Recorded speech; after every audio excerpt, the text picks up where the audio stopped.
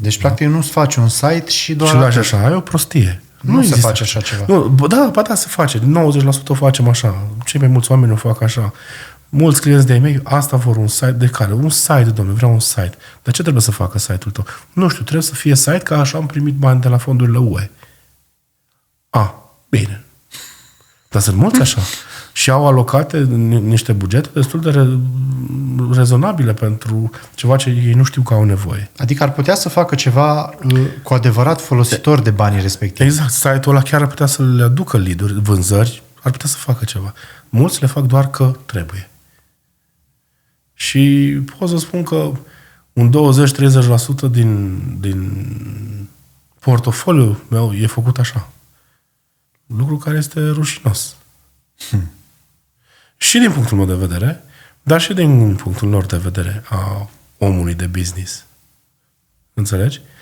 Repet, site-ul trebuie să fie văzut ca o experiență a userului cu tine însuți, cu tine, cu afacerea. Site-ul este o extensie a afacerii tale. Corect. La fel cum userul intră în magazin și îi spui frumos cu o cravată pe tine, cu o cămașă, bună ziua, eu sunt George, cu ce vă pot ajuta, la fel și site-ul. Bine ați venit, cam astea sunt lucrurile din meniu, ce le puteți servi la noi în site. Căutați oțel, uite la acolo. Vreți broșura despre oțel nu știu de care, uite aici, downloadează. Vreți să vorbiți cu cineva care se pricepe la oțeluri, aici numărul inginerului. Corect. Vreți mai mult de atât? Trimitem pe Georgica Sales, nu știu care, să vină la noastră să vorbească despre asta. E o experiență care trebuie ghidată.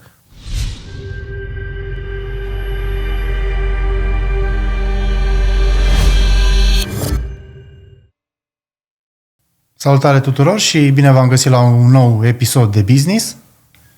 Astăzi avem un invitat special. Salut, Cornel! Salut, Radu! Ce faci? Uite, pe la tine pe aici, pe la Business Talk. Ok.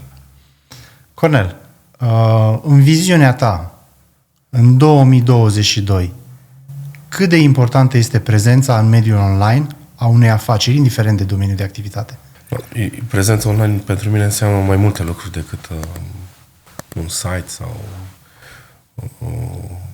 un canal pe TikTok sau un canal pe YouTube sau un canal de, nu știu ce mai fi, LinkedIn, Facebook, whatever. Tehnic, prezența online înseamnă prezență pe toate asset-urile pe care le ai online. Care pot fi de la toate astea pe care le-am enumerat până acum, până la felul în care te prezinți în online, felul în care îți postezi un anunț de recrutare, felul în care îți postezi o postare zilnică. Înseamnă tot. Știi? Ca un grup.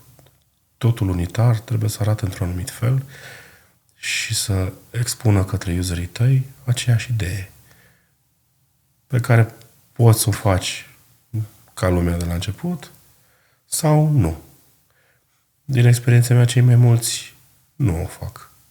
Cei mai mulți oameni postează și ceva pe Facebook, cei mai mulți oameni fac ceva, au și un site, dar nimeni nu se gândește prea mult în partea cealaltă. Ce transmit eu userului? Ce transmit clientului? Ce transmit viitorului meu angajat? Știi?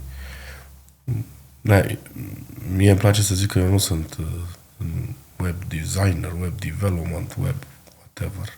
Mie îmi place să spun că sunt creator de experiențe digitale.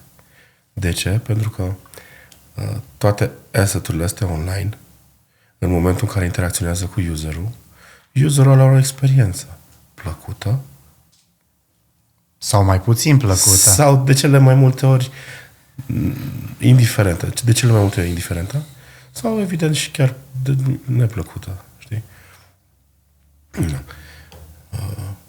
Și cam acolo tu mai întrebi de importanță. Este extraordinar de important ce emiți în jurul tău. A devenit un must în anii pe care îi trăim, în vremurile care le trăim. Da. Cred că acum vreo 5-10 ani trebuia să ai un site. Aici aș vrea să dezvolt un pic. Pe vremuri când am început eu să-mi fac site-uri pentru diverse business-uri și așa, consideram investiția inițială pentru site-ul respectiv de ajuns. Și credeam că gata, s-a terminat. După care mi-am dat seama că, de fapt, nu e chiar așa.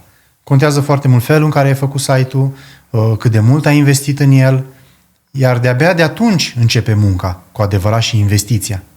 Deci, investiția inițială doar în site nu este de ajuns, este doar începutul, dacă vrei să ai o prezență. Eu o văd un pic altfel. De fapt, un site este doar o sculă care face parte dintr-un arsenal de scule. Toate astea se numesc mai mult sau mai puțin branding. Felul în care te prezinți tu userilor, clienților, angajaților. Chiar și angajații, tot branding gustă de la tine atunci când te prezinți prima dată către ei, știi? Corect. Da. Și cultura organizațională înseamnă tot branding intern. Cum văd ei, cum se raportează ei față de brand. Nu știu dacă ai observat, sunt unele firme de afară care în interiorul lor promovează anumite valori, anumite lucruri și pe ei, cei care sunt angajați acolo, efectiv se simt atât de bine în interior, se resimt, se regăsesc în valorile alea, sunt ca o biserică internă, nu știu cum să zic. Ca o familie, am putea spune. Am vrut să zic sectă. Dar și familie, e același lucru. Mai mult sau mai puțin, știi? Atât de bine se văd principiile alea puse la toate, converg în aceeași direcție, încât ei toți inspiră către clientul final aceeași informație. Toți vorbesc la fel de frumos cu tine. Toți sunt îmbrăcați la fel. Nu știu dacă ai observat. Sunt unele companii, când intri înăuntru, astăzi ai vorbit cu Geta, mâine ai vorbit cu Mihaela. Dar ele au spus același lucru tot timpul. Zici că ai avut aceeași conversație. Există alte firme românești, Jet by Jet, 100% făcute aici cu know-how dezvoltat de noi. Cu know-how mioritic, am putea spune. Da. Unde astăzi stai de vorbă cu Mihai, mâine cu Georgica și trebuie să repeți tot ce ai vorbit cu Mihai, trebuie să-i repeți și lui Georgica. Într-o firmă care își are foarte bine puse la punct bucățelele astea de branding.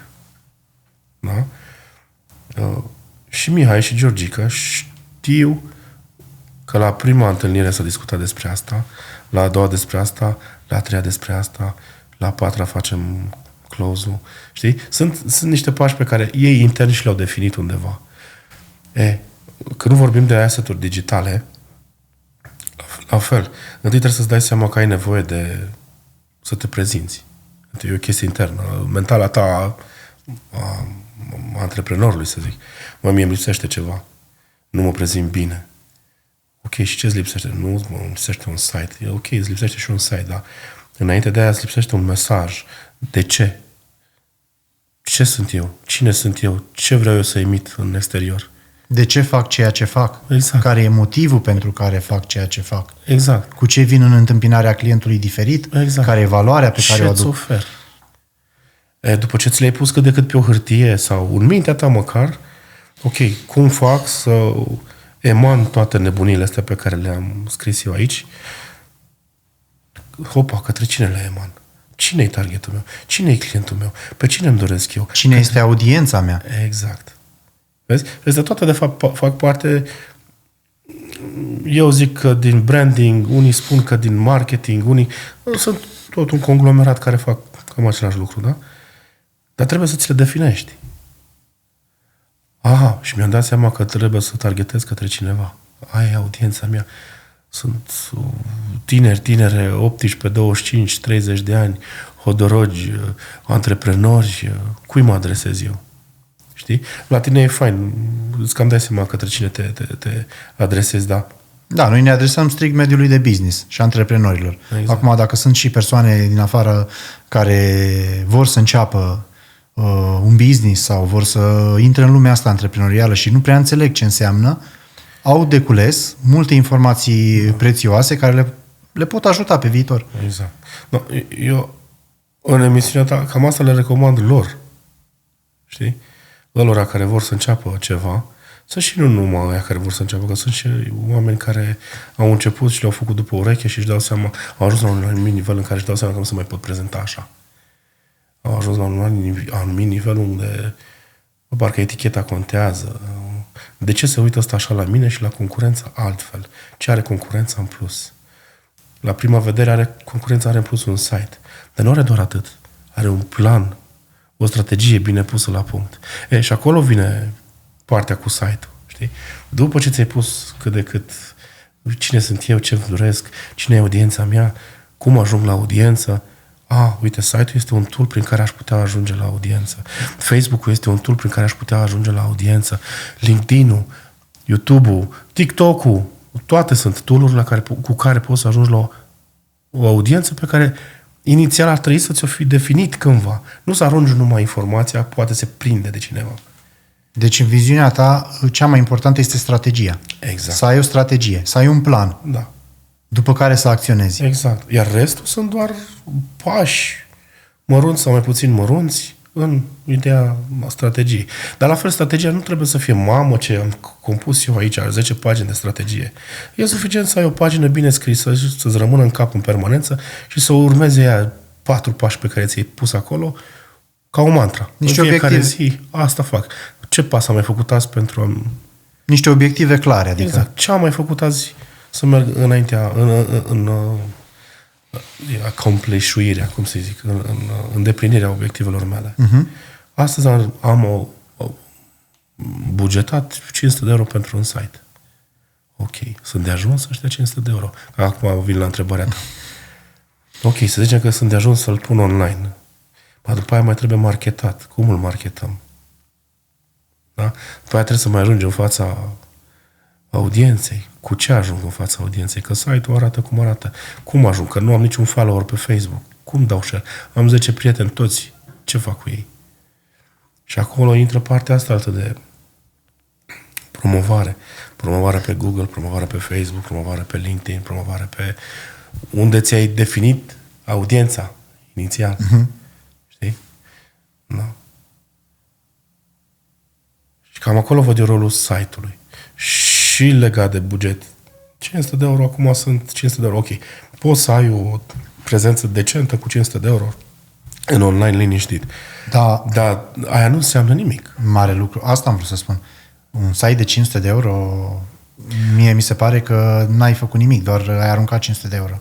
Nu, poți să ai, nu știu dacă ești ceva mic, nu știu, o croitoreasă, da?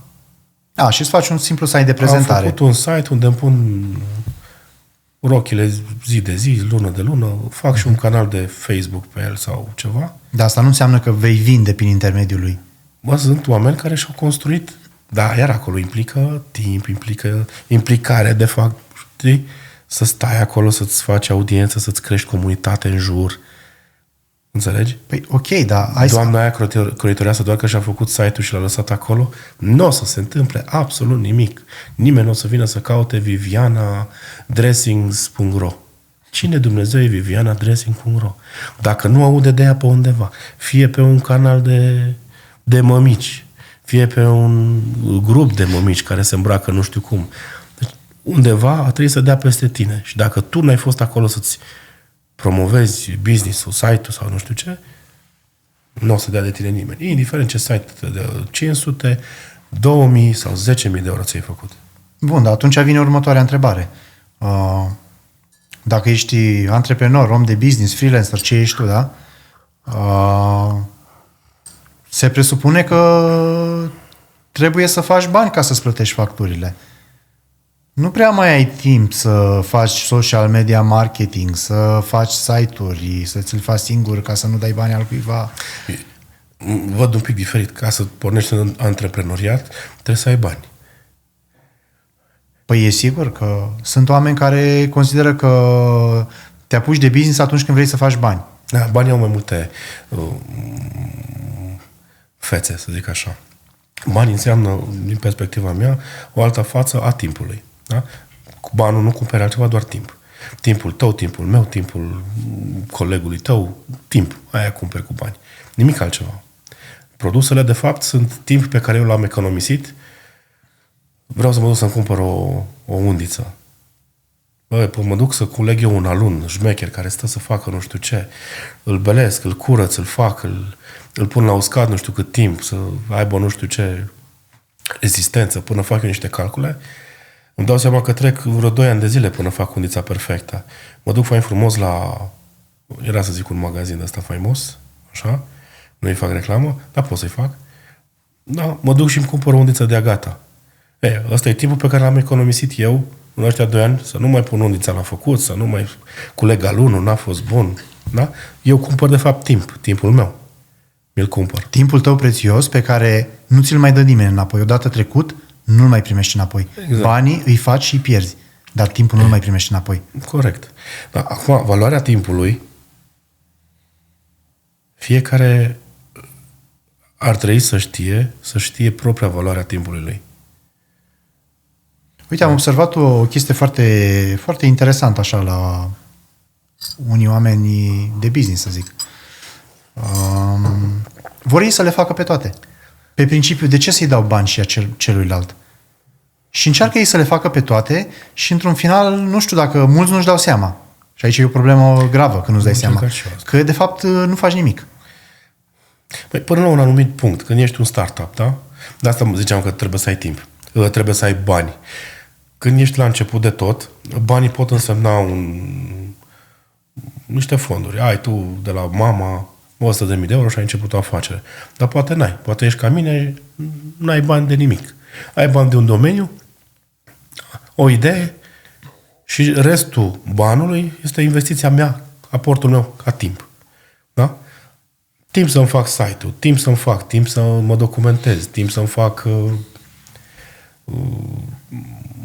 asset-urile online, canalul de YouTube, tot bani și investiție inițială e. Știi?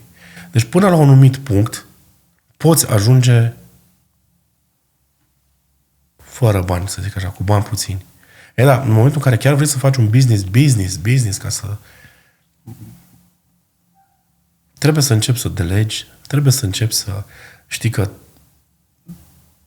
tu în ăștia 10 minute cât ai reglat la valiera asta, trebuia să o regleze altcineva. Tu trebuia să faci 50 de euro pe oră, nu 15. Exact. Înțelegi?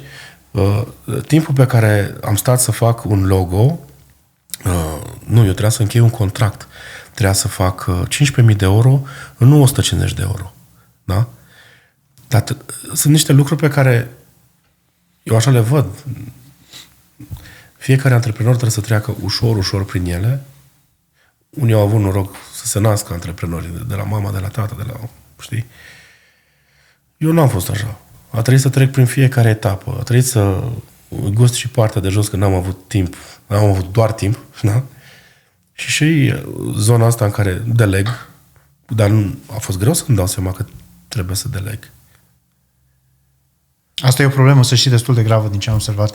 Mulți antreprenori nu vor să delege. Pe principiu, nimeni nu face cum fac eu lucrurile. Nimeni nu le face la fel de bine ca mine. Da, e adevărat. Dar din păcate este și adevărat.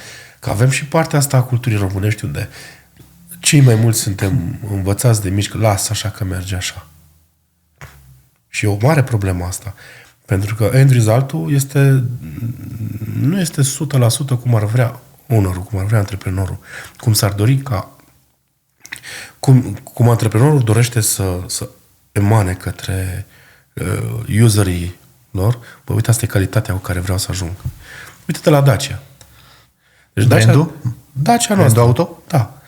Noi ne chinuim să scăpăm de băi, e Dacia, mă. Băi, de chestia asta. E Dacia, mă. Lasă-mă, asta e mașină. Acum nu vreau să te superi pe mine, dar Dacia a fost făcută execrabil de la bun început. Corect. Mi-aduc aminte că aveam o Dacia 1310, albastră, parcă acum o văd. Dacă făceam un drum mai lung însemnând maxim 100 de kilometri. Da? Trebuia să dorm o jumătate de zi, să mă refac. Da, deci mestecam în cutia de viteze până mă durea mâna. Da. Deci n-am nimic de lăudat la... Dar de ce? Să-ți spun eu de ce era așa. Pentru că nea mitică care era acolo înjurăbător șef băga 10 piulițe și au rupt pe ea. Lasă așa că merge așa. Neamțul, dacă a trebuit să o înfileteze de 6 ori jumătate, a înfiletat-o de 6 ori și jumătate. Nu mai mult, nu mai puțin. Deci aici discutăm de proceduri. Românul, lasă-mă că merge așa. Ei, perpetuează chestia asta 40-50 de ani. Păi după 45 de ani cred că devine ADN. Devine ADN. Se imprimă în ADN-ul omului în așa fel încât unde întoarce capul, el o vede pe Miorița. E normal să dai 12.000 de euro pe un Logan și a doua zi te dai jos din ăscă scârței. Păi Logan, mă. Ce e Logan? Păi da, mă, da.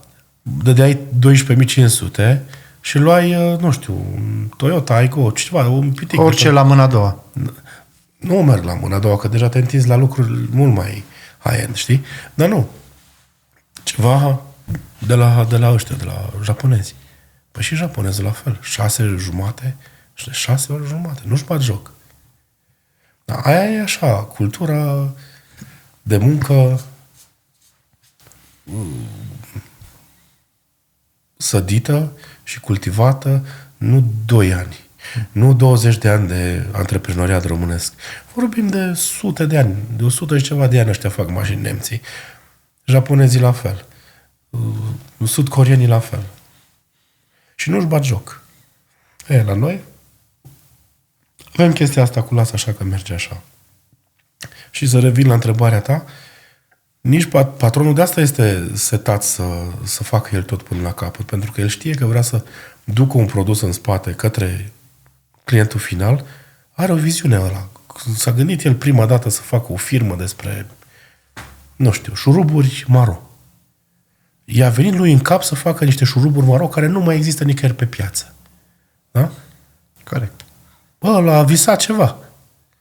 Și vine Gică și face șurubul maro care trebuia să aibă în visul lui Nea Gigel cap pătrat cu hexagonal și înăuntru și cu cap de încruce. Da? Să-l poți desface și cu așa și așa. Și Nea Gigel ce zice? Lasă-mă că-l punem așa. Lasă, ce cap în cruce trebuie luat ăsta. Lasă-l până ea. De ne întoarcem la aceeași discuție. Procedura. Lipsa procedurilor într-un business. Da. Dar vezi că asta cumva este și tot treaba antreprenorului. Implementarea procedurilor. Știi? Dar ce ne facem când oamenii nu le urmează? Îi dăm afară. Dar rapid. Da. Pentru că se perpetuează cum se numește asta? Cultura organizațională, lasă așa că merge așa. Dacă poate Gigel să nu facă, nu face nici Mihai, nu face nici Georgica și la un moment dat nu mai face nimeni. Ok. Și atunci, în viziunea ta, care ar fi strategia necesară unui business pentru a avea o prezență online cât mai diversificată, atât pe orizontală cât și pe verticală, adică în adâncime?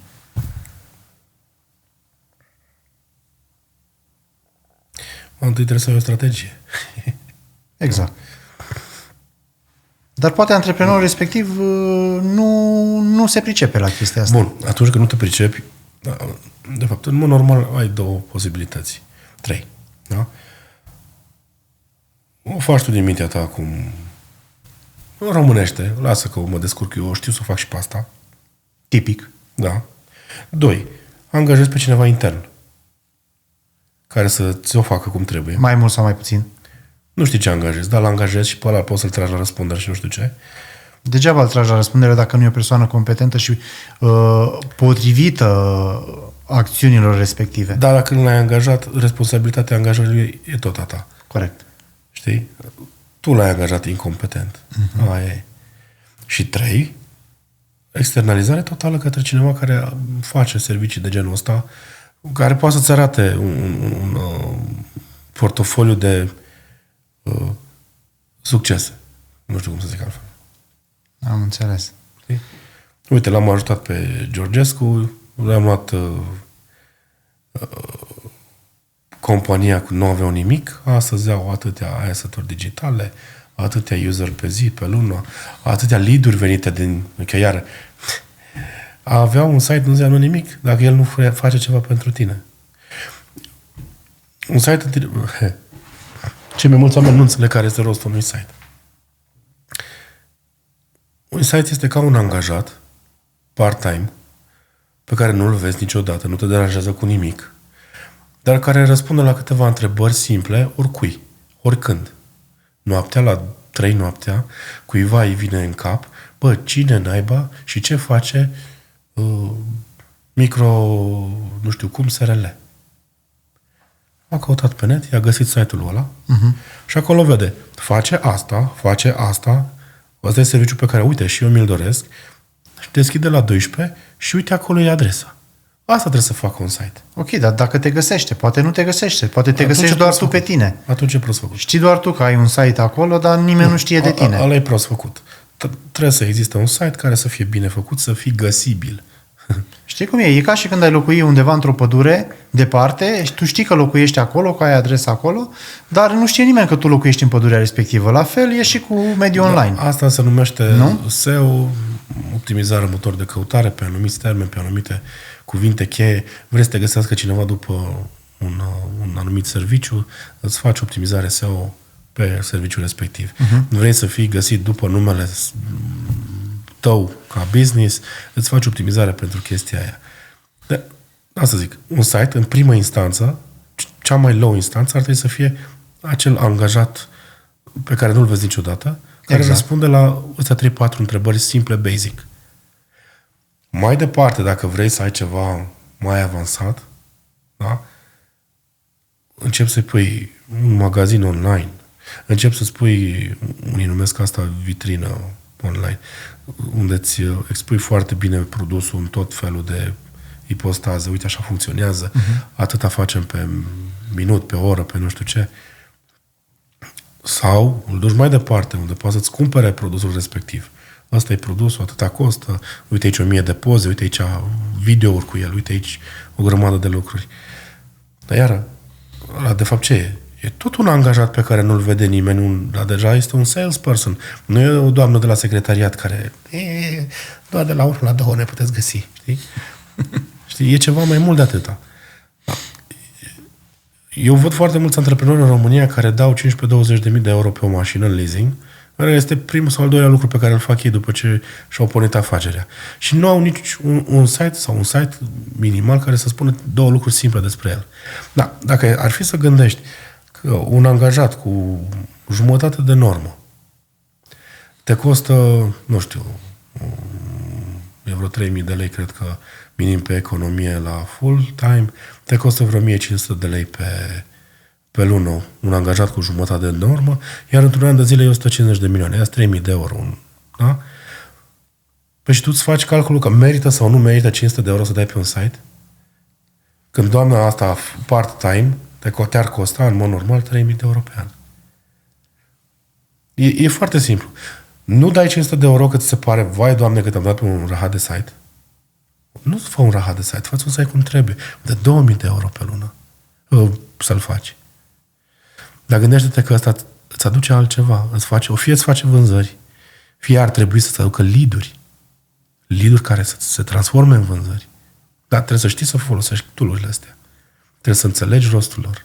Da? Dar poate nu le înțelege. Poate nu le înțelege antreprenorul respectiv. Păi da, decât să dai 15-20 de mii de euro să-ți cumpere o mașină în leasing pe care, de fapt, tehnica e să o plătești din 20 de mii de euro vei plăti 30 de mii de euro, de fapt.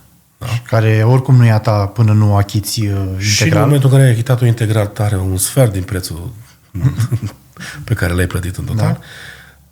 Mai bine te duce la un curs minimal, să înțelegi despre ce e vorba cu IT-ul ăsta, să vezi de ce ai avea nevoie. Sau dacă nu te duci la un curs, du-te, plătește 2 ore la cineva. Asta am vrut să zic. În viziunea mea, decât să mergi la un curs și să nu înțelegi mare lucru, mai bine plătești consultanță cuiva care asta face și îți spune exact ce trebuie făcut și cum trebuie făcut într-o oră, 2 de consultanță. Poți să plătești mai mult un pachet de to-do, să obții un plan de la ăla. Știi? Da. Aici, iară, e vorba tot de cultura noastră. Păi da, că de ce să-i dai lui ăla? De ce să-i, că pot să-l fac eu? Când poți să faci tu. Dar ce, ce faci tu? Că nu știu ce faci, că nu prea faci. Mi se pare domeniul antreprenorial din România foarte deficitar la chestia asta. Păi da, pentru că, dar noi nu avem...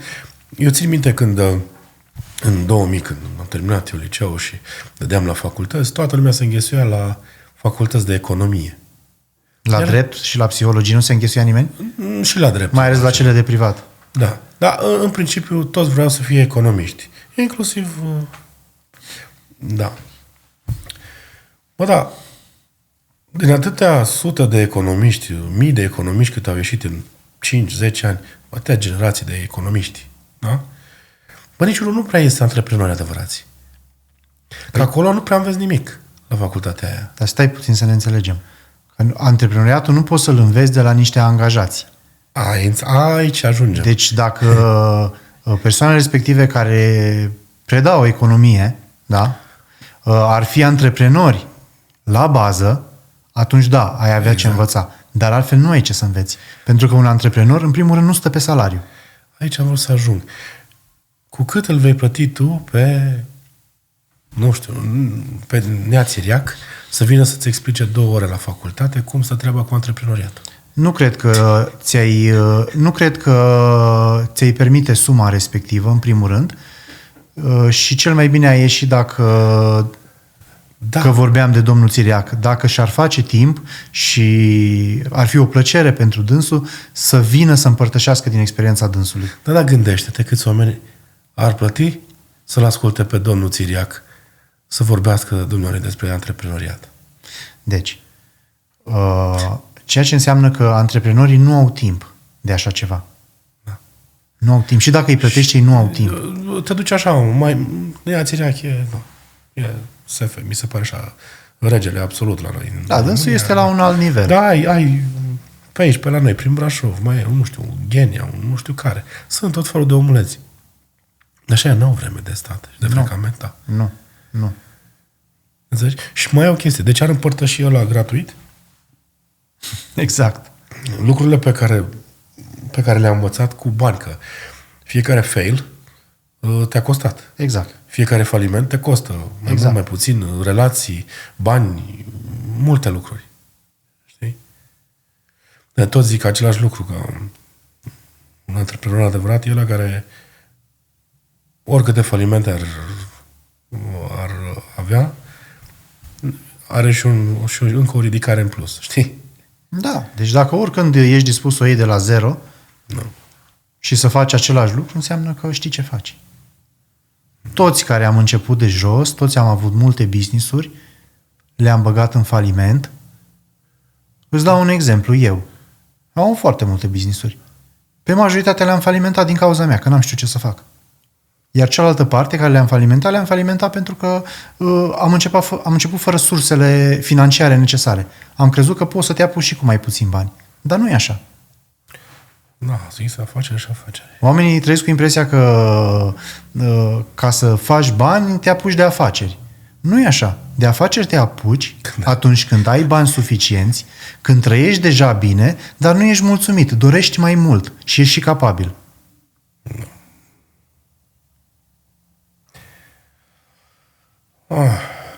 Da. Bă, și chestia aia. Oamenii sunt de mai multe feluri. Există angajați care sunt foarte fericiți să fie angajați și mulțumim lui Dumnezeu că există angajați. Corect. Fac o treabă excelentă. Exact.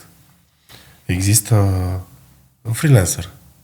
Freelancerii, da. Care nu suportă să fie angajat, încă nu are abilitățile necesare, nici financiare, nici antreprenoriale, intelectuale, antreprenoriale, să devină antreprenor.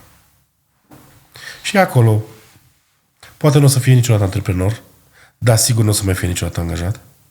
Și joacă acolo, în zona aia. După aia mai este antreprenorul, căruia nu e frică niciodată să externalizeze. Să o iei de la zero. Așa. Și mai există ăștia mari, genia... Investitorii. Exact. Da. Depinde de fiecare în viață unde vrea să fie și ce vrea să facă. Corect. Și ce capacități are fiecare? Tuturor ne-ar place să fim investitori, dar ca să fii investitor, nu te-ai născut bogat. Asta e. Trebuie să treci prin celelalte 3. Corect. Știi? Eu văd puțin așa. Ca să fii freelancer, trebuie să fii gustat un pic din viața asta de angajat, să-ți dai seama că nu-ți place. Ca să fii antreprenor, trebuie să fii gustat și din astea alte două, din antreprenoriat, din freelancer și din angajat. Să știi ce să-i ceri un angajat și să știi și care sunt limitele tale ca freelancer. Să-ți dai seama că trebuie să externalizezi, trebuie să angajezi, trebuie să... Știi? Da. Și presupun că nu știu cum e, îmi doresc să ajung vreodată investitor, dar presupun că și ca investitor, dacă nu ai moștenit bani, trebuie să treci prin celelalte. Știi? Dar poate nu e așa. Fi doar în mintea mea. Ok. Și atunci, în viziunea ta, să ne întoarcem la imaginea unui business în 2022. Care sunt principalele asset-uri digitale? Principalul asset nu e digital. Ți-am spus ce e strategia. Ăla e principalul asset. Ok. Și de acolo încep partea de prezență online. Da. Da. Mi-a zis o doamnă, un expert contabil, așa, foarte fain și așa. Uh-huh. Poți să știi tu ce vrei tu. Dacă nu ai o procedură bine pusă la punct, e zero. Poți să fii tu tehnicianul lui pește, poți să ai tu cel mai tare produs de pe planetă. Dacă afacerea nu poate să facă produsul fără tine acolo, tu nu ai o afacere. Corect. Și ăla nu se poate face doar cu procedură. Eu aș merge mai departe. Dacă afacerea ta nu poate fi luată cu copy-paste dintr-un loc și multiplicată oriunde în lume, la orice oră, nu ai o afacere. Exact. Doar crezi că ai o afacere. De fapt, te zbați. Ești tot tu, peste tot. Nu ești teatru, ești tot un fel de freelancer care te chinui să faci așa. Ești un fel de freelancer care se chinuie mai mult. Nu? Freelancer a upgradat un pic. Nu? Da. Da. După aia intervine, evident, lucrurile astea de care toți ne așteptăm. Un site bine pus la punct. Dar un site de ăsta, nu știu cum.ro, pe care găsești poze și un text aruncat acolo cu copy-paste luat de la concurență. E foarte important ca textul pe care l-ai acolo să fie unic, să fie cu adevărat despre tine, să fie gândit, să fie ca o extensie a afacerii tale. Și, de fapt, întreaga afacere trebuie să fie ca o extensie a antreprenorului. Uh-huh.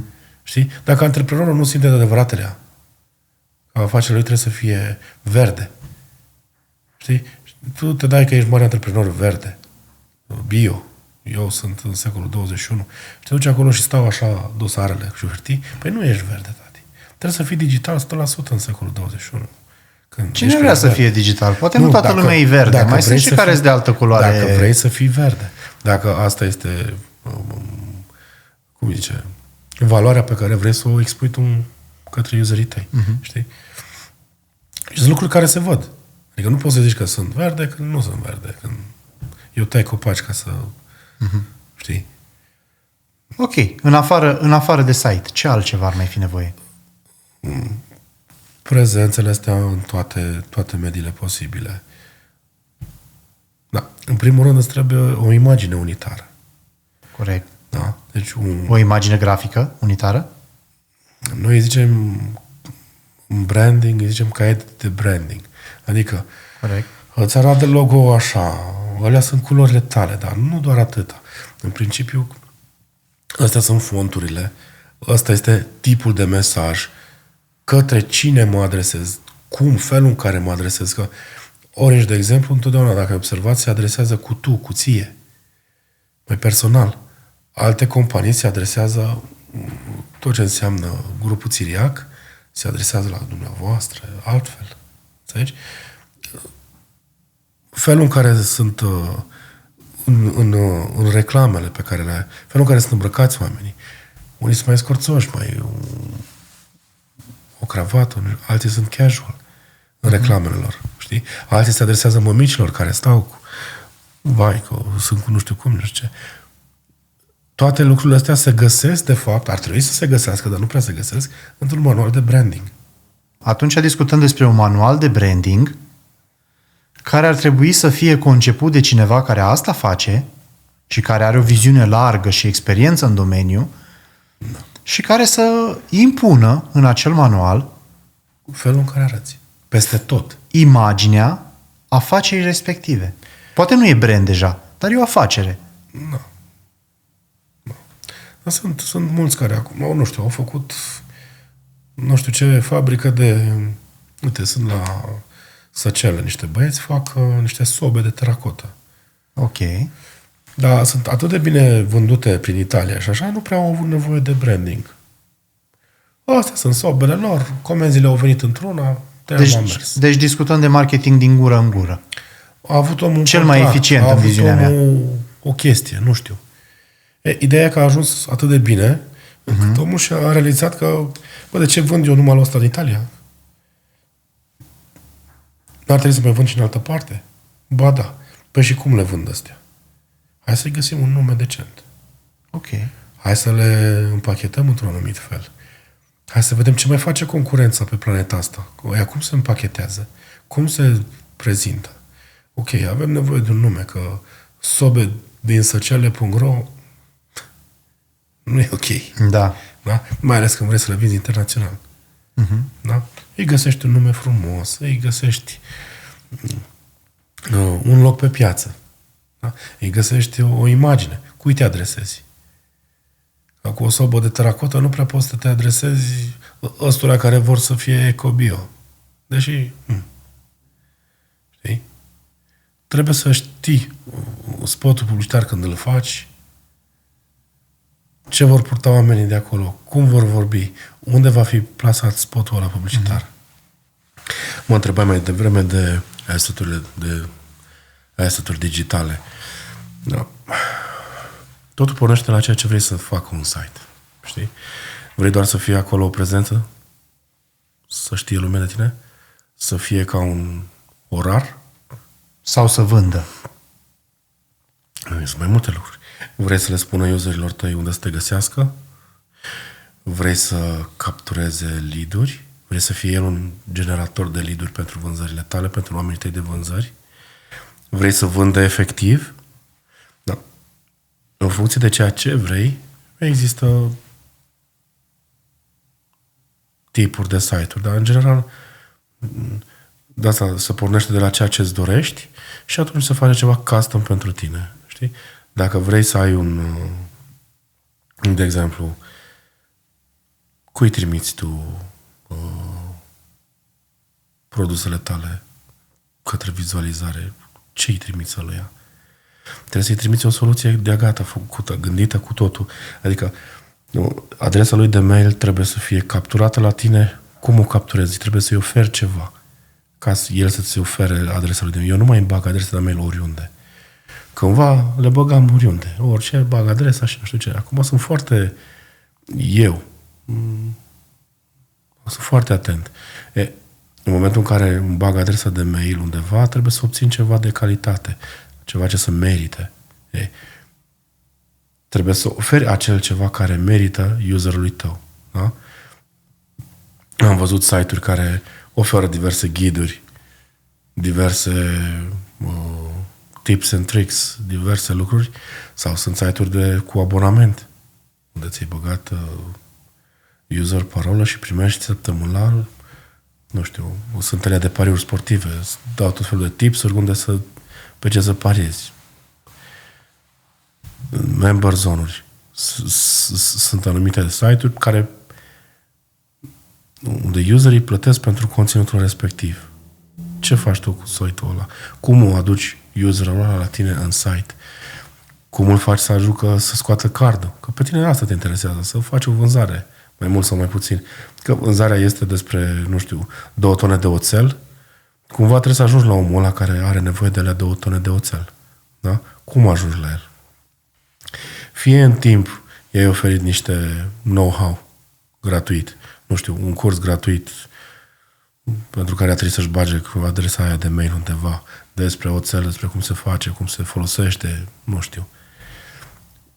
Fie ai trimis un om de vânzări acolo, fie ai trimis un newsletter despre... Da? Toate astea fac parte din asset-urile digitale. Da? Da. Asta, de fapt, este o experiență. Da, asta este o experiență digitală cu totul. Da? Omul trebuie să știe ce are nevoie. După ce își dă seama că trebuie să te găsească, deci site-ul trebuie să fie optimizat pentru cuvintele astea de căutare în Google. Și nu trebuie lăsat la voia întâmplării că a intrat userul de nu știu unde. Nu așa. Userul ăla a venit și a căutat oțel nu știu de care. Oțel riflat, nu știu ce prostii. Păi și l-ai lăsat așa să plece? În momentul în care el... Oțel PC, oțel OB. Exact. În momentul în care dacă ți-a intrat în magazin, în magazinul fizic, îl mai lași să plece? Păi nu, îi arăți și oțelul nu știu de care, și ăla, și ăla, și ăla, îl întreb pentru ce are nevoie. La fel și în site. El trebuie să găsească ce are nevoie, opțiuni alternative.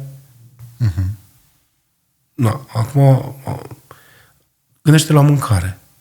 Te duci într-un restaurant. Chelnerul îți aduce meniu, vreau ciorbă de burtă. Și ce mai vreți la ea? Aia. La fel și pe site. Foarte multe magazine, foarte multe site-uri, cel puțin de la noi din Brașov, sunt foarte prost gândite. Da? Trebuie să-i arăți eluia că ciorba aia vine, s-ar putea mânca și cu felul 2 ăsta, ăsta este vinul pe care ți-l recomand la ciorba asta, la felul ăsta 2. Știi?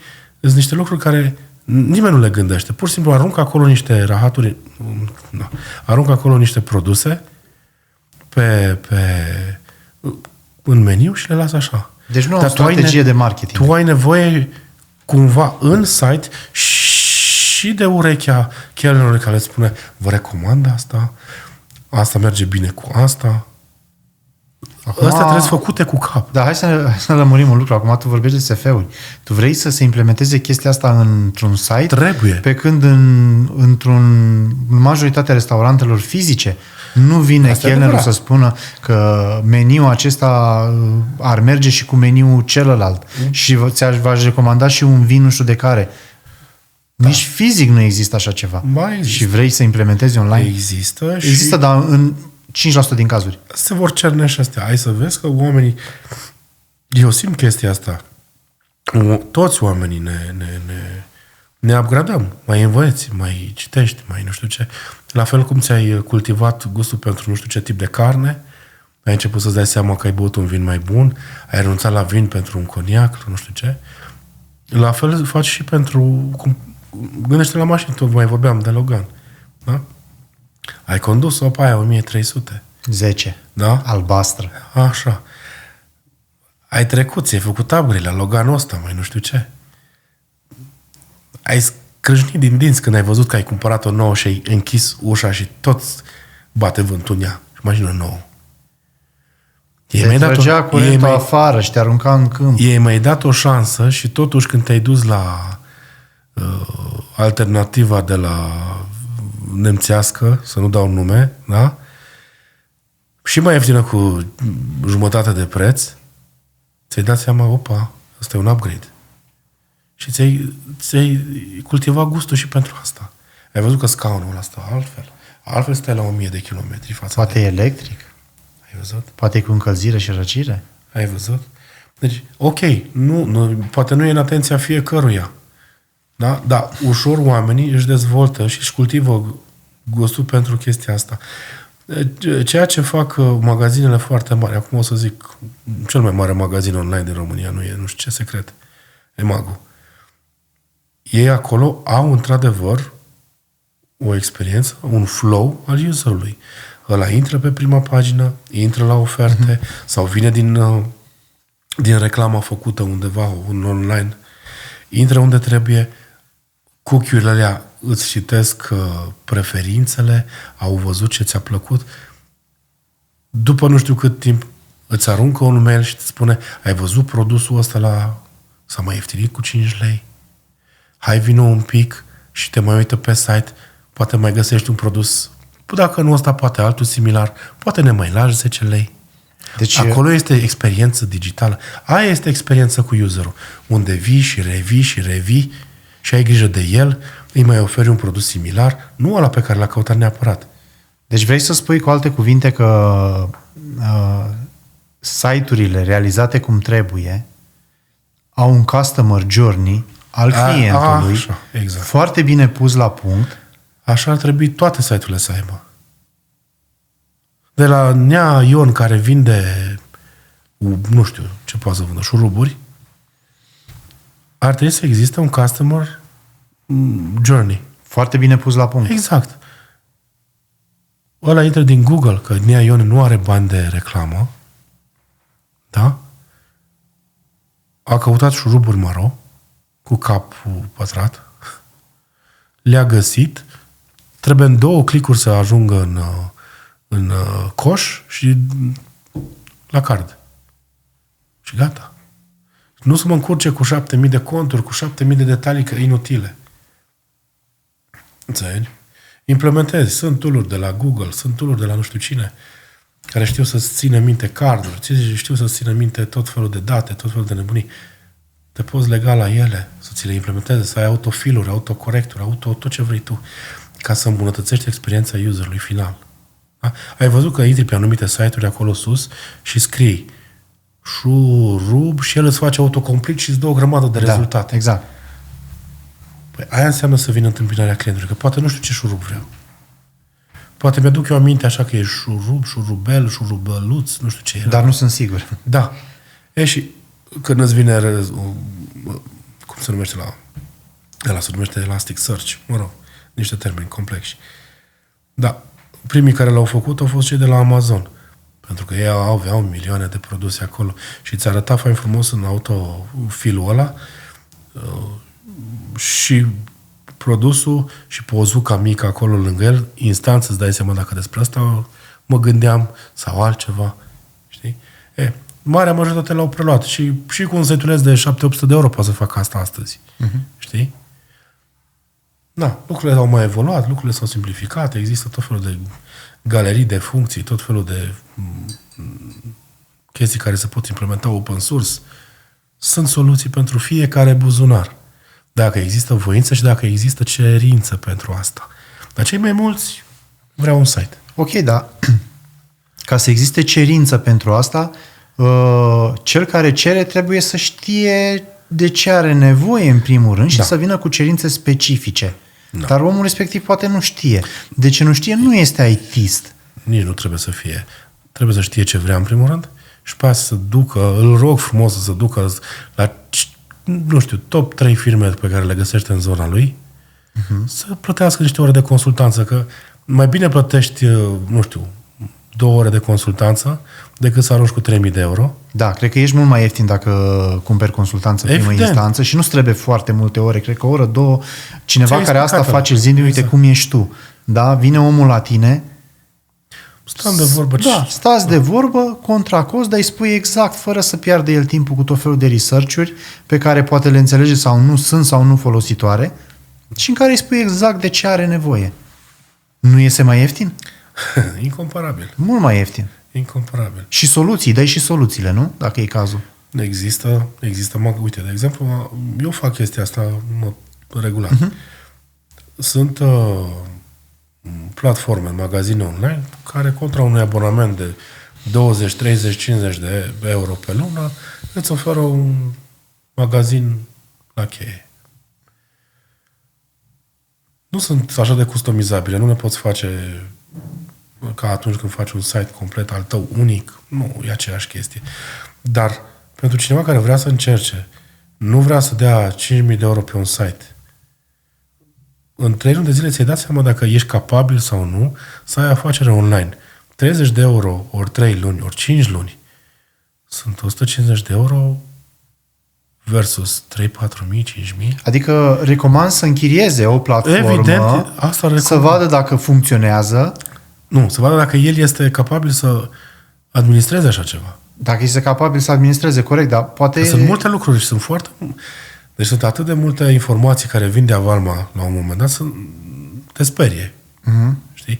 Intri în partea cu SEO, intri în partea cu marketing online, cu publicitatea, ce se poate face free, ce se poate face cu bani. Iar teoria cu ok, ai acum un site și nu te găsește nimeni. Ce faci? Ca să te găsească cineva, există două metode. Fie din trafic gratuit, fie trafic plătit. Nu?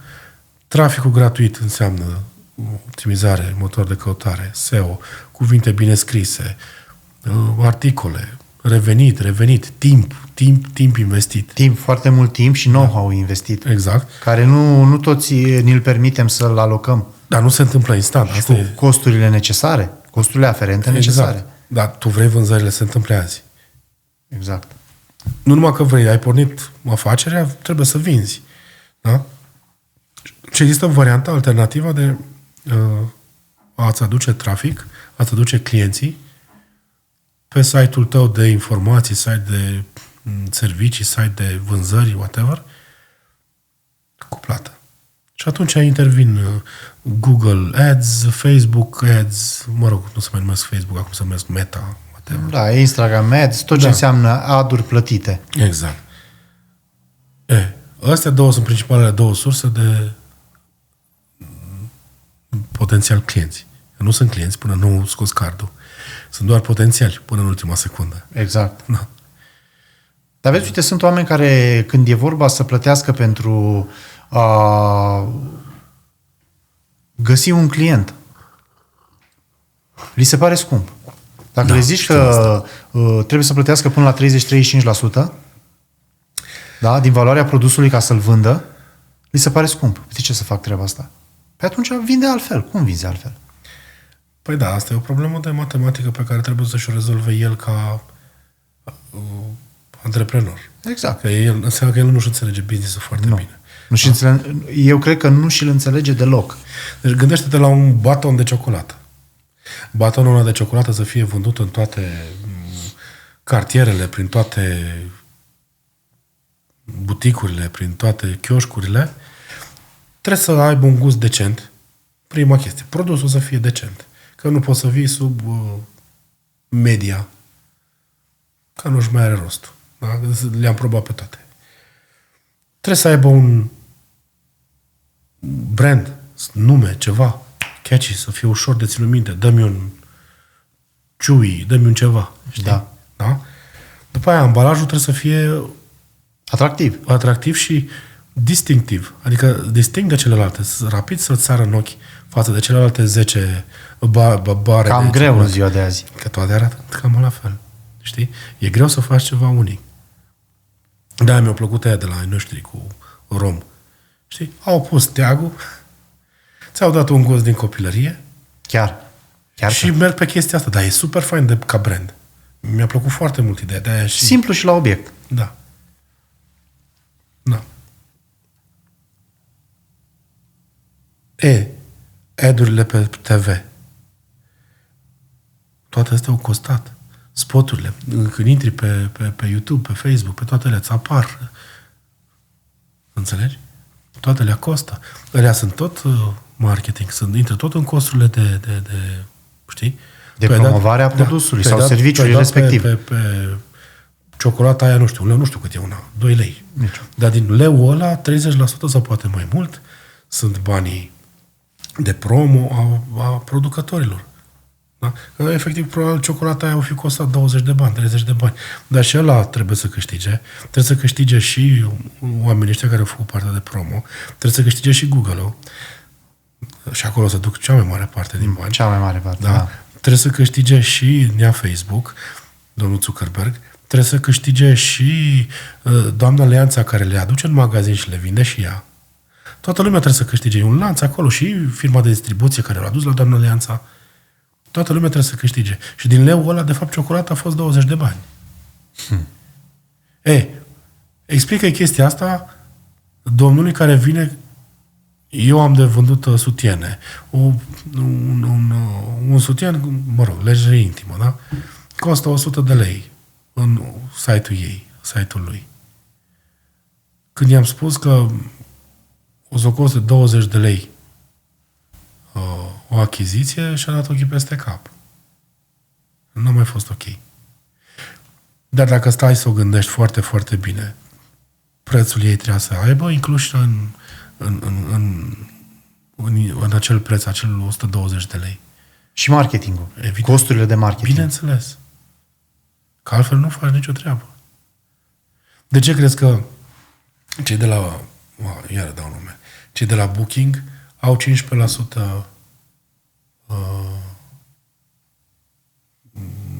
procentul lor. Pentru că sub 15% nu ți-o poți face nici tu. Da. De ce crezi că ăștia de la EMAG-ul nostru au cam acolo același procent? Pentru că ei fac un marketing agresiv peste tot și pentru că sub ei tu nu faci mare lucru. Exact. Înțelegi? Dacă tu vrei să faci mai mult decât ei, trebuie să investești, cred că, de 3 ori mai mult decât investesc ei. Trebuie să investești mai mult decât ei. Este matematică pură. Nu e nimic. Și până la urmă, it's all about numbers. Vrei o vânzare, te costă 2 lei. Click-ul. Da? Vrei 10 vânzări, evident te va costa 20 de lei. Exact. Ca să aduci 20 de click-uri acolo să-ți facă vânzarea respectivă. Eu asta le zic, în general, antreprenorilor care vor să... Cei mai mulți vin și mă întreabă așa. Cât mă costă să fac o promovare, vreau să vând chiloți. Da? Păi nu începem așa. Hai facem. Vă spun eu cum se face. Luăm un buget de test. Încerc să vă fac un minimal viable. Da? Un cost minimal per achiziție. Adică facem 5, 6, 7, 10 teste de la partea grafică până la produs. Poate produsul nu e bun, poate partea grafică nu e bună făcută, poate targetul nu este bine ales. Da, facem teste pe toate chestiile astea. Fiecărui test îi alocăm același cost, nu știu, să zicem 10 euro fiecărui test sau 100 de euro fiecărui test. Îi dai drumul în piață și măsori. Iar dacă nu există tool-uri de măsurare, nu faci nimic. Da? Și măsori. Și ai văzut ce? Că cu 10 euro am adus pentru produsul ăsta, folosind tehnica asta, 2 useri, cu aceiași 10 euro aici am adus 20 de useri. Cu tehnica asta am adus 0,1 useri. Înțelegi? Și tragi o linie după ce ți-ai făcut toate testele astea și poți să-i spui, domne, pe tine te costă în medie o vânzare 2 euro. Cât vrei să vinzi? 2 euro din valoarea produsului. Exact. Cât vrei să vinzi? Atâta. Nu, trebuie să ai atâtea vânzări, fă tu singur calculul care e bugetul care trebuie și în funcție de asta, antreprenorul pune și prețul produsului. Evident. Își socotește și costul de marketing. Așa, exact. Nu te-a pus să scoți produsul la vânzare la un preț care ți se pare ție că ți-ar pica bine, după care stai puțin așa, că de fapt nu e așa. Exact. Acum mi-am ridicat singur la fileaua asta cu contorizarea. Avea un site nu înseamnă nimic. Nu, e dacă nu știi, să verifici ce Dumnezeu e pe el. Când intri într-un magazin real, mai mult sau mai puțin îți dai seama că au intrat azi 5 oameni. Sau între ora cu tare și ora cu tare, în zilele cu tare, au intrat numărul cu tare în medie de clienți. Dar în magazinul online, de unde știi? Dacă nu este legat la un tool de contorizare. Și există de la cei de la Google, un Analytics, există și alte tool-uri independente de Analytics. Cred că Analytics-ul e cel mai folosit. Eu recomand tuturor să-și pună un Analytics, e gratuit, pune-l acolo și dacă tu nu te uiți, atunci când vei decide să faci o campanie, dă-i ăluia care ți-o face. Dă-i acces. Să verifice, să-și folosească cunoștințele în interesul tău. O să aibă de unde să înceapă. Altfel, ăla începe, vine, ți le instalează, mai aștepți o lună, că trebuie să culeagă niște date. Mai aștepți o lună pe banii tăi. Da, normal. Da, trebuie să... Na. Asta e. Mulți antreprenori n-au de unde să știe lucrurile astea. De asta e cel mai bine, recomand din nou, a mia oară, du-te la un consultant să-ți spună omul ăla ce e de făcut. Găsește o persoană calificată din zona ta, indiferent de oraș, de țară, unde te afli, și intră într-o discuție cu el 1 la 1. Sunt online. Găsești, e peste tot. Exact. E peste tot câte unul care ideea de bază este că scutești mult mai mulți bani.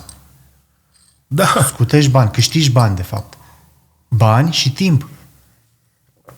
Corect. În loc să încerci tot felul de chestii pe timpul tău, care nu funcționează, te duci direct la sigur.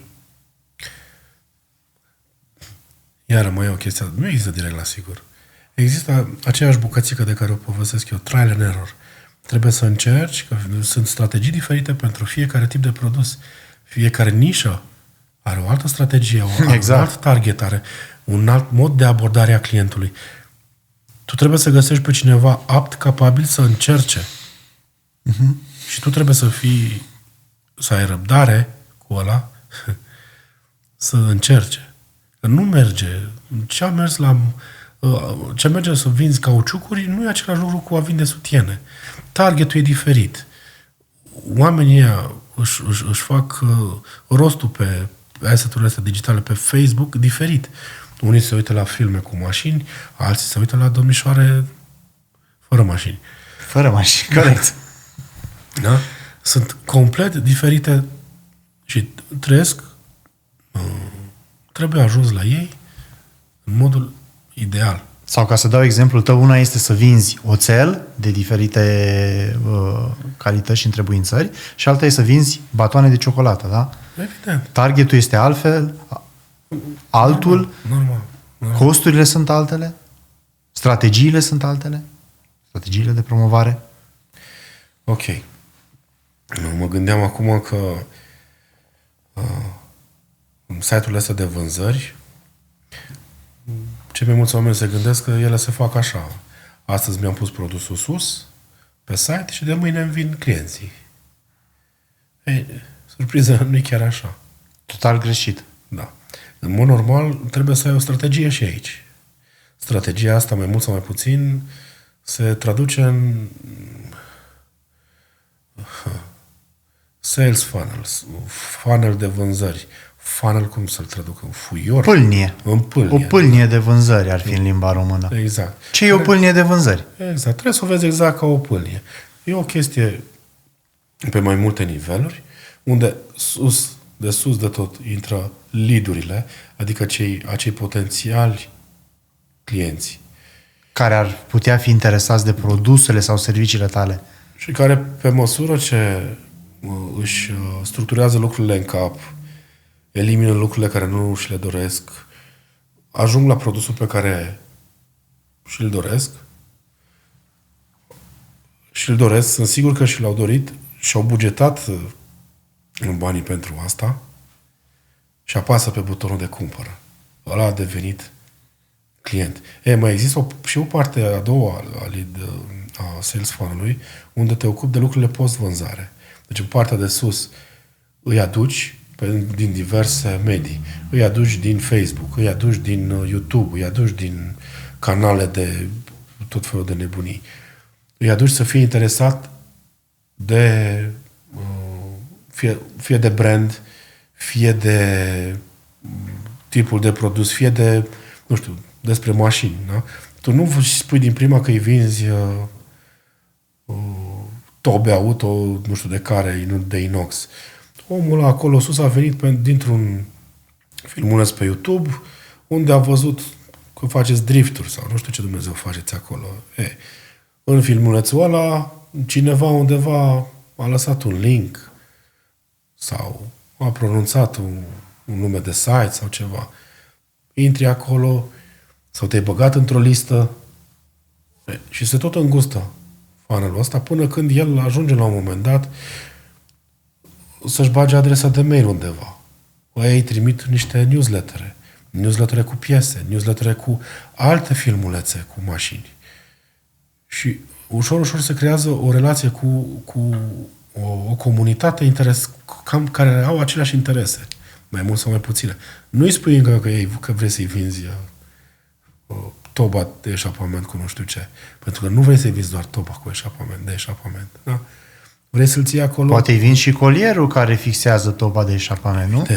Până la urmă poate vinzi toată mașina. Da. Dar vrei să-l ții într-un sales funnel cât mai apropiat și să fie o relație de lungă durată, nu astăzi pe loc.